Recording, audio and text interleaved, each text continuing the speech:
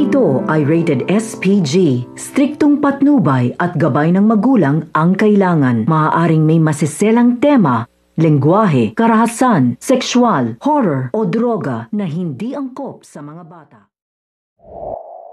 Natahimik nga ang dinner nila Lolo Pepe, Giselle at ito ngang si Lynette nang dumating nga ang magulong Moira nang magdala nga siya ng tira-tirang pagkain para nga daw sa pamilyang Tanyag dahil nga sa kanila nga ang tira-tira dito sa Apex.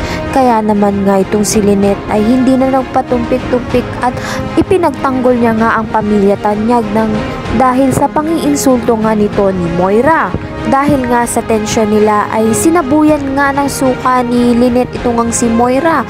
Ngunit ito ngang si Moira ay handa na nga dahil may dala-dala nga siyang payong upang iwasan nga ang sukang dadampi sa kanya.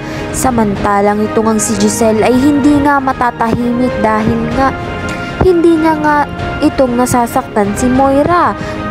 Ito ngang si Moira ay pakiramdam niyang wagi nga siya dahil hindi na nga siya muling naaapi.